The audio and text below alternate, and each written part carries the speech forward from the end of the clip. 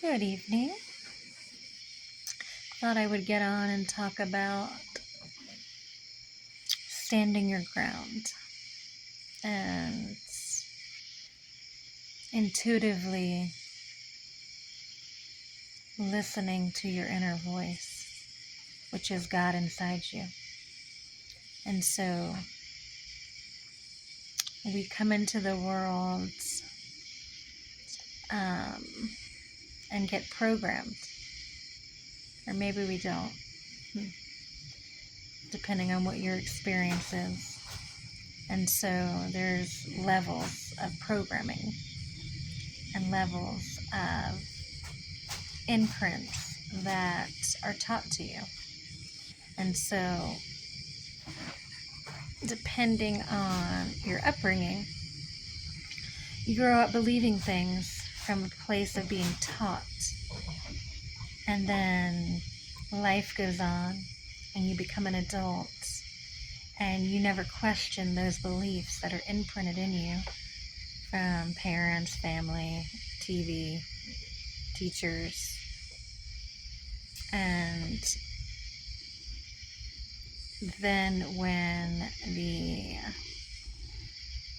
collective um, throws things in your face in a manner that makes you have aha moments like,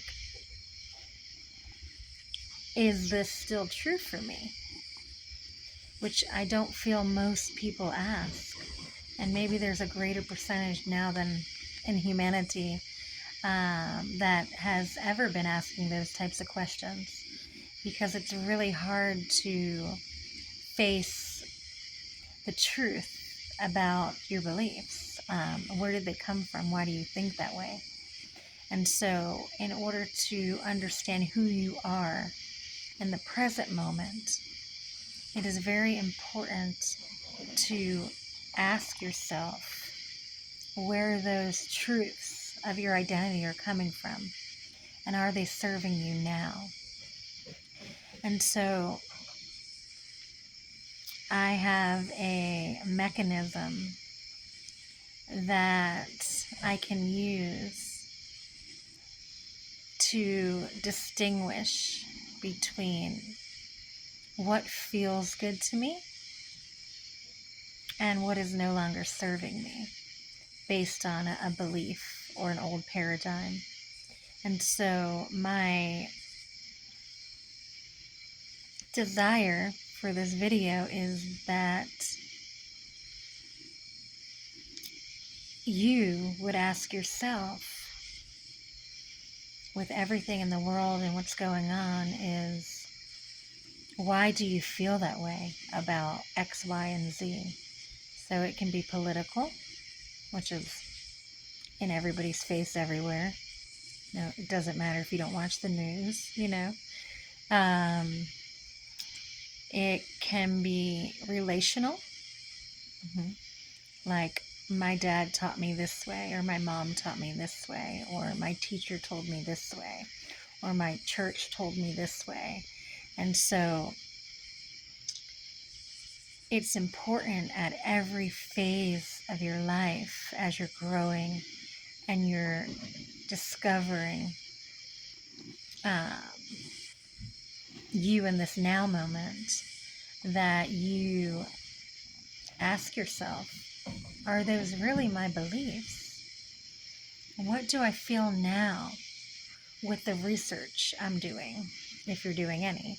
Or maybe you don't research, maybe you just let your body speak for you, and maybe you're so in tune with yourself and who you are today that it's second nature to know when something is no longer in alignment and something needs to be questioned. And so if you're not questioning anything, and you're just hearing the information that is poured in through television, social media, interactions, and you just say, yeah, and you don't speak up, or you don't say how you feel when it's sitting in your body, and you know that somebody is speaking something that isn't true for you, and you just hold your peace and you're quiet, and you don't speak because you don't want to offend. And so what happens is that you're silencing yourself, and you're also doing a disservice to humanity, because maybe you're the one that can speak to these places and spaces that allows a doorway to open in the mind. And that doorway can give them guidance to decide today if that feeling or thought or imprint is still true for them. So outside of asking yourself these questions, it's important that when you're in communicative environments, whether it's just a friend, a gathering, an event, at the grocery store, you overhear something, that you speak up. That you speak up if you're inclined, if you hear that feeling in your heart that says, can I make a difference here? That you're not scared of your voice, and you're not scared of judgment. That the only fear that you have, if any, is that they will not hear the truth in the way you can deliver it because you were silent. So don't be silent. If your heart starts to say, speak, then speak. Speak without reservation. Not to throw your beliefs onto people, but to gently guide them so they can feel maybe a different way. And maybe they're ready to go into those imprints and find out why they believe what they believe. Why, an example, I overheard a conversation, a business call with my partner and his one of his employees. And so he was a Biden supporter, and whether you like him or not, or maybe I'm not even saying his name right, I don't know. He told the story, and if you listen to people, they'll tell you exactly why they think the way they think. And he told a story about his grandfather. And his grandfather had, these certain political beliefs. And he was passionate about how his family and how he grew up in a manner that taught him this. And so in his passionate voice, he was not budging in his communicative, he was closed. He was closed-minded to another way. And so you can also dig it and flip it however you want to flip it. Maybe he believes that he believes that he believes, and that belief is still true for him, and that's okay. But you can tell by somebody's tone of voice and ability to sit and listen to somebody else's guidance or their truth if they have allowed themselves to fully open to a new way or a new idea or a new possibility. And so we do this with grace. If, again, it's time for you to speak, because choose your battles, wisely. And that's just one, topic. But there's many, relationship-wise, with your children, like how do you discipline, and why do you discipline in that way? And why do you think it's okay to discipline that way? Was it something that was taught to you? Did you like it? Are you continuing the pattern of something you didn't like? Or is it something that you still believe is true that works? And so there's many ways you can tune in to being respectful when you're having that inner calling or that inner tug in your heart to stand up and say something. So I challenge you, and I don't really like the word challenge, but I invite you to hear the call of your heart.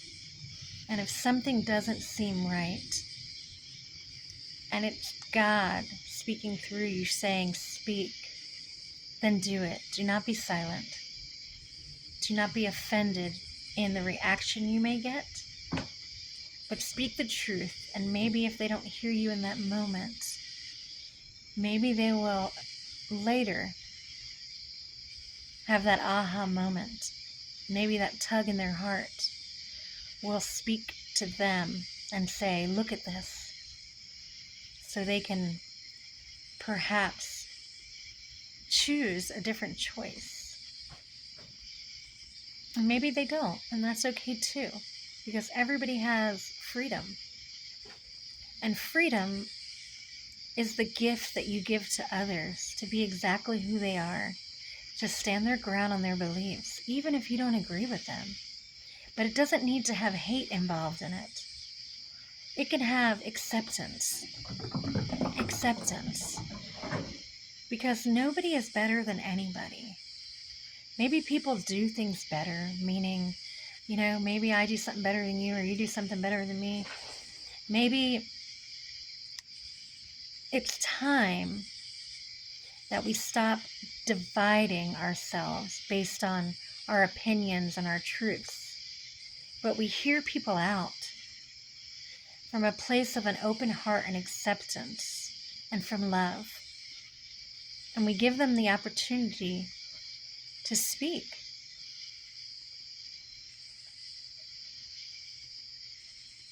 So do unto others as you want done to you. It's back to the basics. Not that hard. But why do humanity still fighting each other? Why are they still fighting the same things that were fought eons ago? And why can't people just learn how to communicate in a manner that benefits everybody?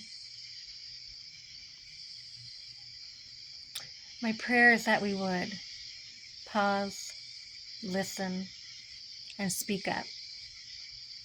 Don't hold your heart back. Don't hold your voice back. We're not in that day and age. We need your voice.